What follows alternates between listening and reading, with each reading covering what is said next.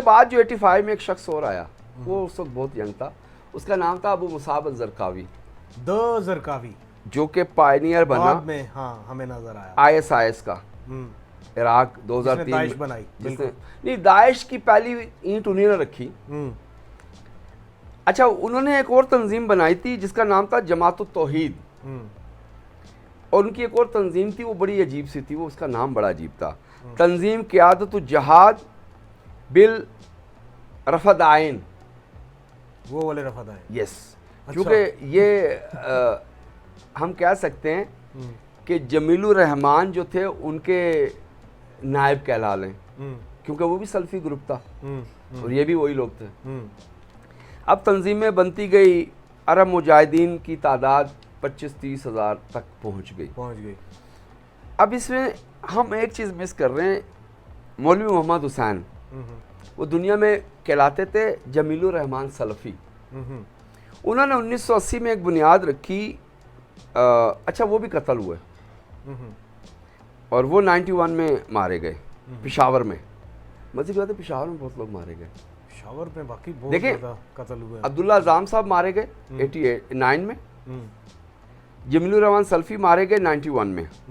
अच्छा, इन्होंने बुनियाद रखी थी 1980 में जमात दावा अल कुरान, और उनकी बेस थी कुनड़।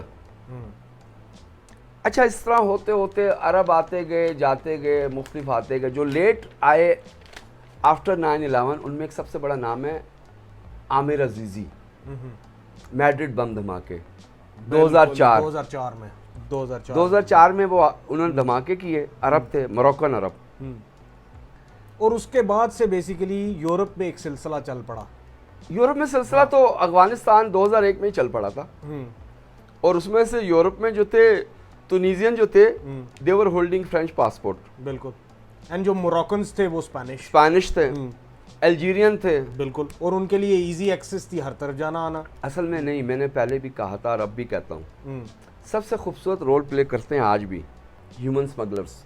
बिल्कुल, और टर्किश जो है वो उनके पास जर्मन पासपोर्ट, बिल्कुल बिल्कुल, वो लोग भी आए और जर्मन्स थे वो, फ्रेंच आए।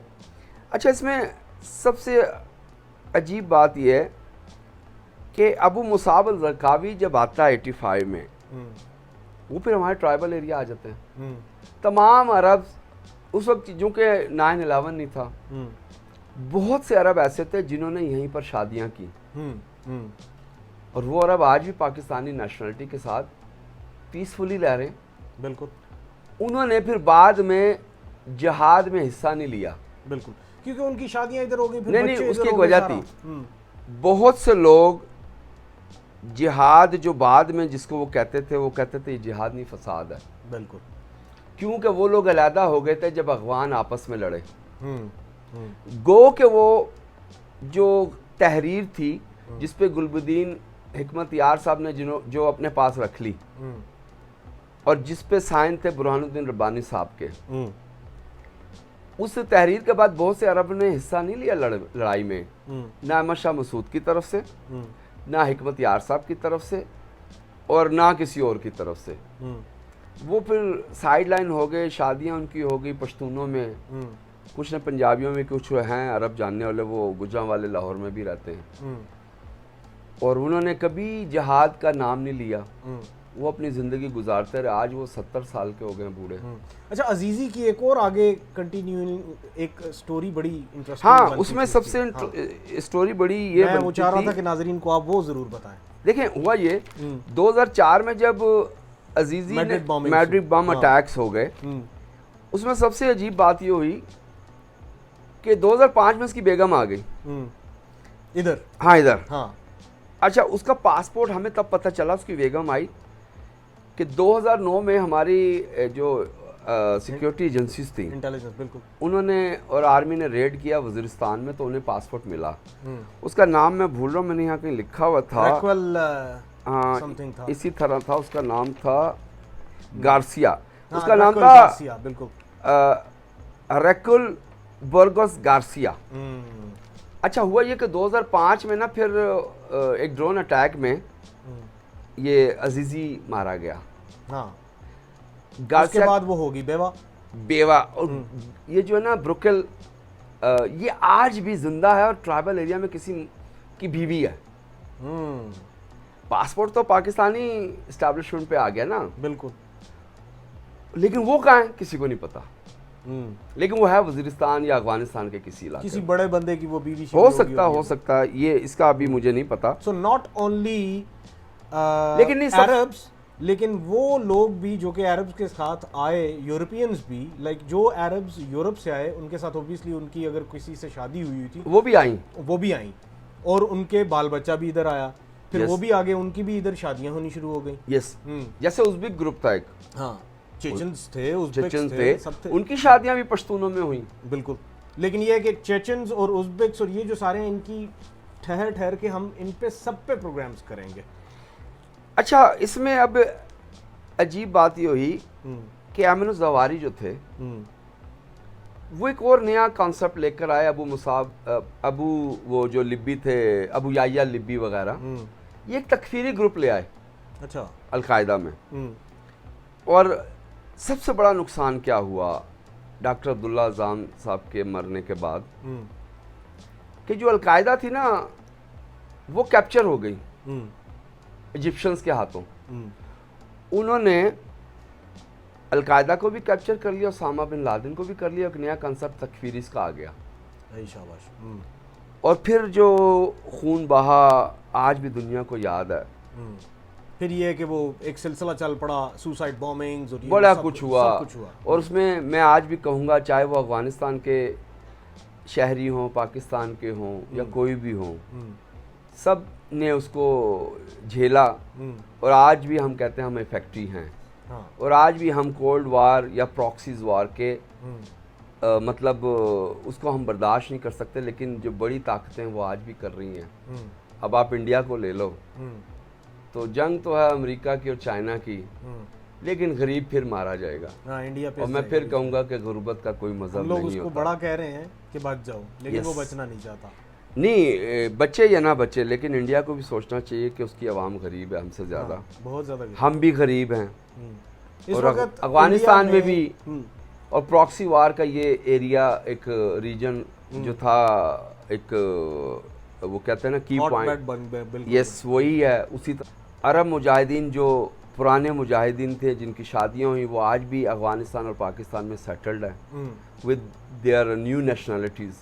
उनमें पाकिस्तानी अरब कहेंगे इसलिए कि उनकी शादियां पाकिस्तान में हुई। अब वो बोलते हैं, पंजाबी बोलते हैं, इधर पश्तो बोलते हैं। हाँ। उनके पासपोर्ट पाकिस्तानी हैं। हाँ। लेकिन हमारी एजेंसियां सोई हुई नहीं, उन्होंने हर एक को वॉच करके उनको नेशनलिटी दी। हाँ। खुदा ना खास्ता जिसका ताल्लुक अब टेररिज्म से अब से नहीं है, पिछले 30 साल से नहीं है। हाँ, तो जब वो आपस में अफगानिस्तान के लोग लड़े पावर गेन के लिए, तो 60-70% अरब इस चीज़ से अलहदा हो गए। हाँ। और उन्होंने पार्टिसिपेट नहीं किया। लेकिन अब्दुल्ला अज़ाम साहब के जाने के बाद इजिप्शियंस ने अलकायदा को कैप्चर कर लिया। ओसामा बिन लादेन भी उसका हिस्सा बन गए। और उसके बाद एक बहुत बड़ा नाम था अबू अब्दुल्ला कैनेडी, वो कैनेडियन नेशनल थे, इजिप्शियन थे। वो भी यहाँ पे मारे गए, उनकी औलाद भी थी, वो तो वापस कनाडा चले गए कुछ लोग। कहने का मकसद है कि अब फिर वही तारीख दोहराई जा रही है। अल्लाह ना करे कि फिर वही प्रॉक्सी वार यहाँ पे शुरू हो, पाकिस्तान, इंडिया, अफगानिस्तान के लोग सफ़र हों। तो गरीब का कुछ ख्याल करो। और मैं यही आखिर में कहूँगा कि गुर्बत का कोई मज़हब नहीं होता। एक बहुत ही अच्छी बात से आज एहतमाम करेंगे, और साथ में ये कि क्रक्स ये है कि यस, यहाँ पे मुजाहिदीन आए, अरब मुजाहिदीन आए थे, लेकिन वक्त के साथ साथ उनको ये एहसास हुआ कि शायद वो वाला जहाद नहीं जिसके लिए वो आए थे।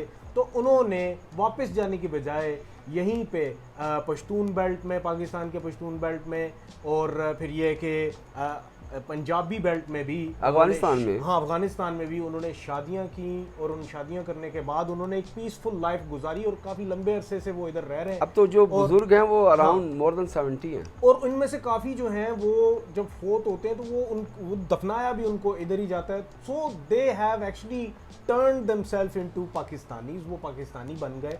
और अब उनका इस जहाज से जो कि यहाँ पे वो मुजाहिदीन बन के आए थे, अब उससे उनका कोई ताल्लुक नहीं है, क्योंकि ये जहाज तो अब रहा ही नहीं, ये टेररिज्म बन गया था, जिसको कि काउंटर भी किया पाकिस्तान ने, और पाकिस्तान ने हर तरीके से इसको काउंटर किया। मोर देन 70,000 लाइव्स दी पाकिस्तान ने इसमें। और आज भी इसको हम देखें, हाँ। अभी हमारे परसों जो 3 दिन पहले हमारे कैप्टन शहीद हुए, कैप्टन सभी जो हैं वो शहीद हुए हैं। और ये एक सिलसिला अब उस पे नेक्स्ट प्रोग्राम में बात होगी, क्योंकि अब हमें सुनने को ये मिल रहा है कि दोबारा से वो जो हमारी पश्तून बेल्ट में जो एलिमेंट्स थे वो दोबारा बढ़ते जा रहे हैं। हाँ, उनको वो बढ़ रहे हैं और उनको पैसे कहीं से मिल रहे हैं, और वो हमें बहुत अच्छे तरीके से पता है कि किस तरीके से उनको वो पैसे दिए जा रहे हैं। और इसी हवाले से पहले जो हमारी एक दिन बात हुई थी, जिसमें कि आपने मुझे बताया था कि Indians with their own name, अपने नाम के साथ उनके जो ऑफिसर्स हैं वो ऑपरेट करते थे। हाँ, मीर अली और वजीरिस्तान में। उस पे तफसीली हम प्रोग्राम करेंगे। सिलसिला ये टूटेगा नहीं, सब्सक्राइब कीजिए। आने वाले दिनों में मज़ीद इस तरह के प्रोग्राम्स आपको देखने को मिलेंगे, जिसमें कि इस सारे जो सिलसिला था एक टेररिज्म का, उसके ऊपर इनसाइट जो कि डीप इनसाइट से कोई इन्फॉर्मेशन होगी, वो राशिद साहब के ज़रिए आप तक पहुंचेगी। मैं आपका बहुत शुक्रगुजार हूँ, और आपका भी बहुत शुक्रगुजार कि आपने टाइम निकाल के ये प्रोग्राम देखा। ये देखते रहिए, ये बहुत इम्पोर्टेंट सिलसिला चल चुका है। बहुत शुक्रिया।